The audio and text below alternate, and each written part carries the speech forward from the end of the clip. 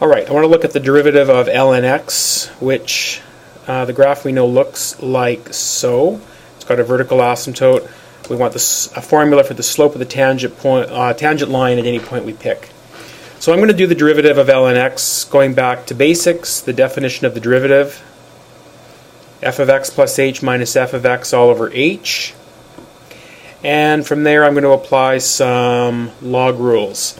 Got the subtraction of two logs, which means I can write that as ln x plus h over x. I'm then going to factor the 1 over h out. And then I'm going to simplify this expression to 1 plus h over x. Okay? And so I'm down to this point.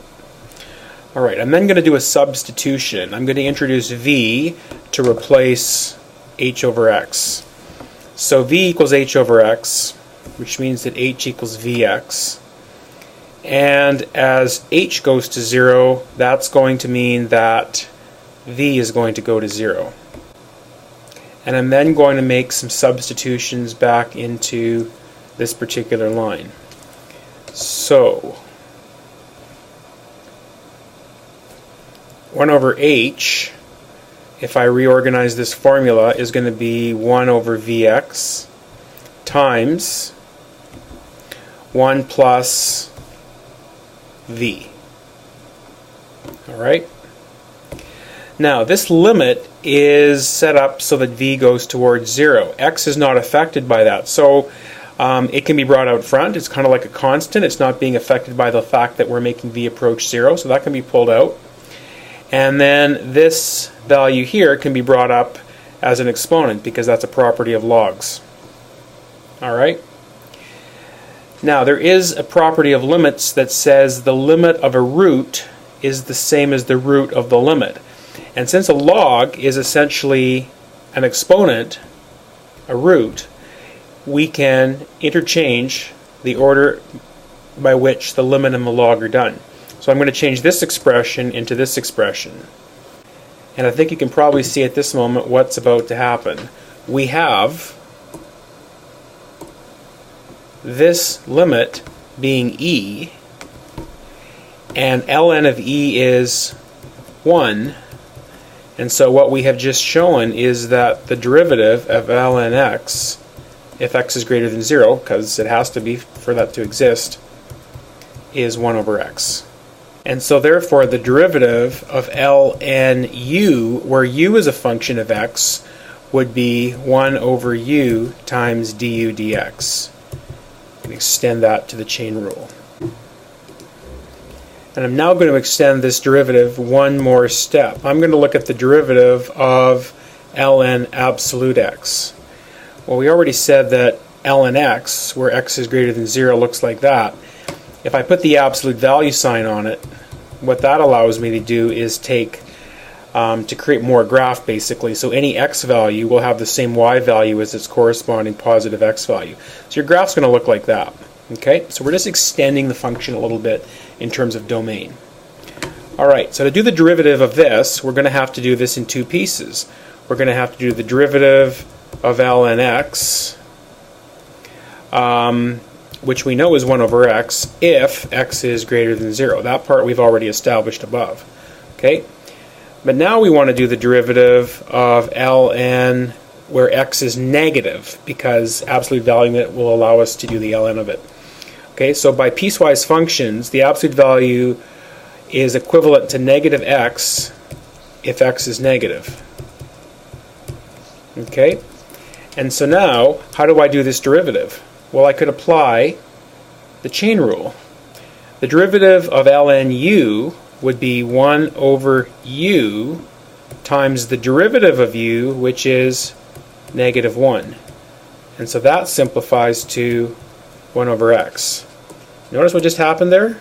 We have shown that the derivative of ln absolute x is 1 over x, no matter whether x is positive or x is negative. So our final generalization is that the derivative of ln absolute x is 1 over x, just as long as x is not 0. If you think about that, the ln x absolute graph looking like this. If I were to look at its derivatives, all of these slopes are infinitely large going down towards 0. Slopes are infinitely large going down towards 0. These slopes are infinitely small, or they're infinitely negative, and they're going down towards 0. And what graph is this right here? It's 1 over x, the derivative of ln absolute x. By the way, now that we know that the derivative of ln absolute value x is 1 over x, we can actually extend this idea even one step further to the derivative of any log base a of absolute x, where a is greater than 0 and a is not 1. Those are standard restrictions for logs, because we could apply the change of base rule. So we could take this expression that we don't know how to do and change that into the derivative of ln absolute x over ln a. And since ln a is a constant, that could come out front.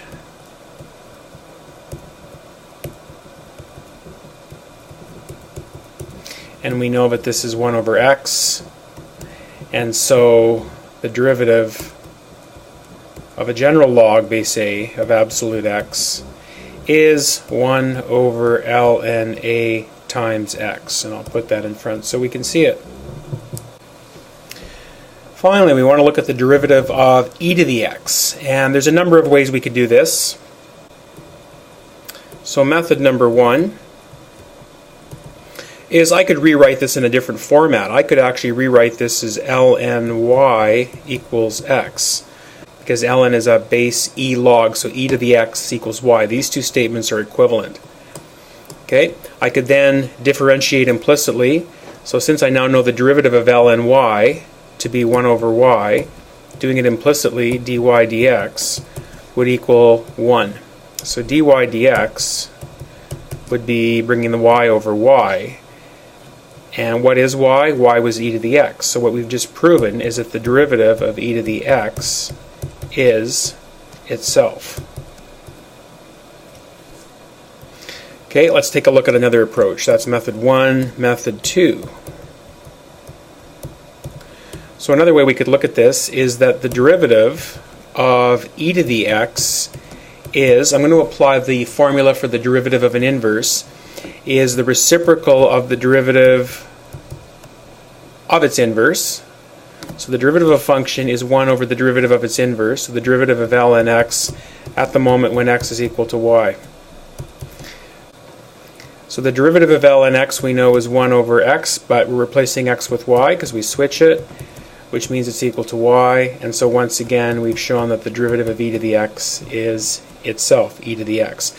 So in general, the derivative of e to the u, where u is a function of x, would be itself times du dx.